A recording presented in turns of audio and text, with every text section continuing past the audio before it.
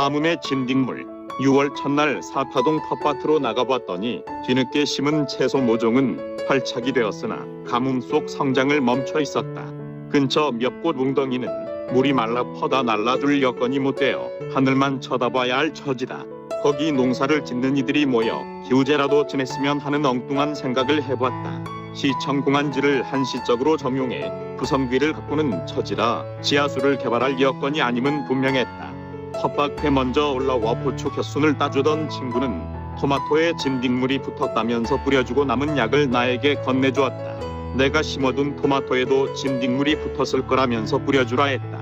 친구가 텃밭을 내려간 뒤 야윈 토마토 잎줄기를 살피니 진딧물이 보여 약을 뿌렸다. 진딧물 약은 살충제가 아닌 유튜브에서 알게 된 마요네즈에 주방세제를 물과 섞어 친환경으로 제조했더랬다. 토마토에 진딧물 약을 뿌려준 뒤 다른 이랑 심어둔 참깨가 싹이 트지 않아 씨앗을 새로 묻어주었다. 싹이 트지 않음은 참깨만이 아니라 상추와 쑥갓도 마찬가지였다. 땅을 뒤집어 흑사를 부드럽게 해주지 않은 재심은 성의 부족도 있지만 토양이 함유한 수분이 부족해 싹이 틀 조건이 되지 못했다.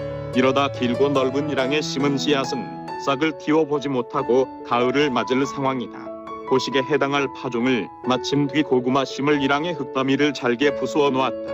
언젠가 비가 오면 고구마 순을 마련해 심으려고 준비해둔 이랑이다. 텃밭 경작을 허여받은 후 잡초와 건부를 치우고 고구마 심을 자리로 정해두었지만 여태 빈 이랑인 채 한 달을 보낸다. 비가 와야만 고구마 순을 심을 여건이 되지 마른 땅에 심어서는 퍼나를 물도 없어 살려낼 엄두가 나질 않았다. 비가 오질 않아 고구마 순은 언제 심을지 기약할 수 없다. 계단식으로 된 맨 위 밭대기는 쥐눈이 콩을 심었는데 뒤늦게 시작한 텃밭 농사에서 그나마 제대로 싹을 틔운 게 콩이다. 이랑에 가지런히 싹이 터 자라는 쥐눈이 콩 잎줄기에 진딧물과 개미가 잔뜩 엉겨붙어 있었다.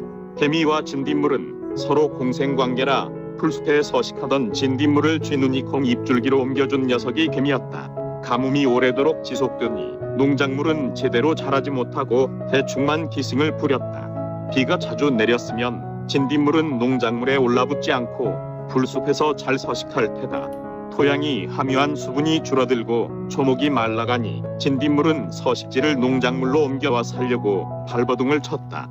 가뭄으로 가뜩이나 야위게 자라는 쥐눈이 콩인데 그냥 두고 볼 수 없어 진딧물을 퇴치할 방도를 공부해야 했다.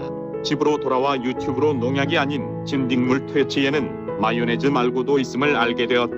소주에 식초를 섞어 전착 효과가 있는 주방세제를 섞어서 뿌리면 된다고 했다. 6월 둘째 날인 목요일 아침 쥐눈이 콩에 붙은 진딧물을 없애려고 어제 들린 사파동 텃밭으로 다시 올라갔다. 손에 든 플라스틱 병에는 소주와 식초를 섞어 제조한 진딧물 구충을 위한 친환경 약을 준비해 갔다.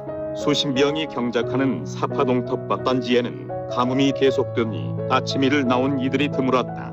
합둑을 지나니 한 사내가 어렵게 구한 물을 들어와 고구마 순을 심어둔 이랑에 뿌려주고 있었다.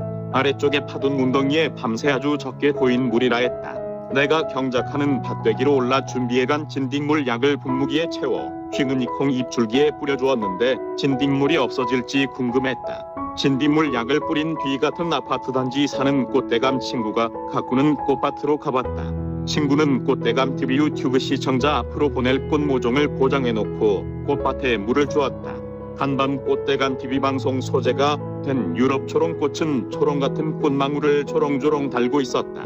친구와 일상의 얘기를 나누다가 헤어져 북면 들녘으로 나가 들길을 걷다가 햇살이 뜨거워 점심나절 집으로 복귀했다. 22년 6월 2일